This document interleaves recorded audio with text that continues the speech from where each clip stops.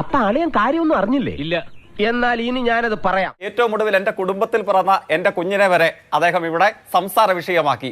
എനിക്ക് അതിനോടൊന്നും ഒരു അത്ഭുതമില്ല. മിണ്ടിപ്പോരുത് നീ. മനസ്സിലായി? സംഘപരിവാർ രാഷ്ട്രീയത്തിന്റെ പ്രതിനിധിയുടെ പേര് ഗോപാലകൃഷ്ണൻ എന്നുള്ളതാണ്. അദ്ദേഹത്തിൽ നിന്ന് ഇതല്ലാതെ മറ്റെന്താണ് ഞാനല്ല കേരളത്തിൽ മലയാളികൾ പ്രതീക്ഷിക്കുക?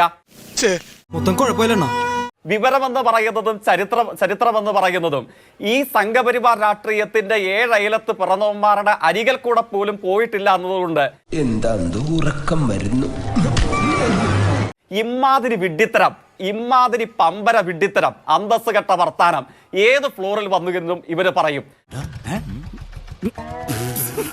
ബി.ജെ.പിയുടെ പ്രതിനിധി അങ്ങേക്കറിയുമോ, ഇന്ത്യയിൽ പൂർണ്ണ സ്വരാജിനെ സംബന്ധിച്ച് ആദ്യം പ്രമേയം പാസ്സാക്കാൻ അവകാശവാദം ഉന്നയിച്ച 2 ആളുകളുടെ പേര്? അഴിമതിയെ സംബന്ധിച്ച് ഇന്നയോളം ഇന്ത്യ കണ്ട ഏറ്റവും വലിയ ലക്ഷണമൊത്ത അഴിമതിയായിരുന്നില്ലേ ഇലക്ട്രൽ ബോണ്ട്?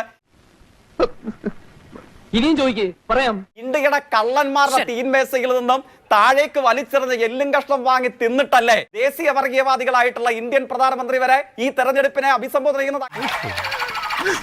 എന്റെ ചോരയിൽ പറഞ്ഞ കുഞ്ഞിനെ സംബന്ധിച്ച് അങ്ങ് ആക്ഷേപം ഉന്നയിക്കും. അങ്ങേക്ക് എനിക്ക് ഉറപ്പുണ്ട്. കാരണം എന്താണ്?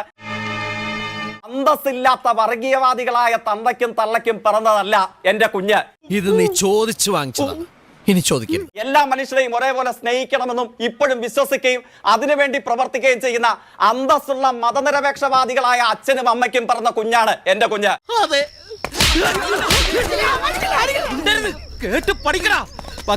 ഗർഭിണിയായ സ്ത്രീയെ ബലാത്സംഗം ചെയ്ത അവരുടെ വയറ്റിൽ നിന്ന് ഭ്രൂണത്തെ എടുത്ത് വലിച്ച് പുറത്തിടാൻ നടക്കുന്ന അങ്ങയുടെ RSSൽ അവൻ ഉണ്ടാവില്ല.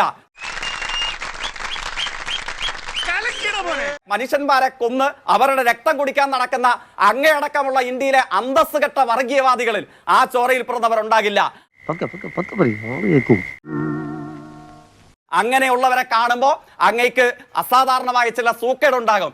ആ സൂക്കേട് മാറ്റാൻ ഇലക്ട്രൽ ബോണ്ട് വഴി കിട്ടിയ കള്ളപ്പണം ഉണ്ടെങ്കിൽ അത് വെച്ച് ചികിത്സ നടത്താൻ ബി.ജെ.പിയുടെ സംസ്ഥാന നേതൃത്വത്തോട് അങ്ങ് അഭ്യർത്ഥിക്കണം. അതാണ് വേണ്ടത്. അല്ലാതെ ഇവിടെ വന്നിരുന്ന് അന്തസ് കെട്ട ബി.ജെ.പിയുടെ നിലവാരമില്ലായ്മ തുറന്നു വെക്കുകയല്ല ചെയ്യേണ്ടത്.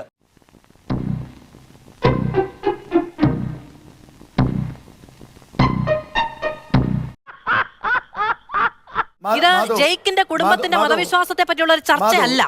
ഇനി ഇവിടെ നിന്നാൽ എന്റെ പണി പോവും. ഇവിടെ കിട്ടേണ്ടതൊക്കെ കിട്ടിയല്ലോ. സമാധാനമായ ഒരു സ്വസ്ഥമായിട്ട്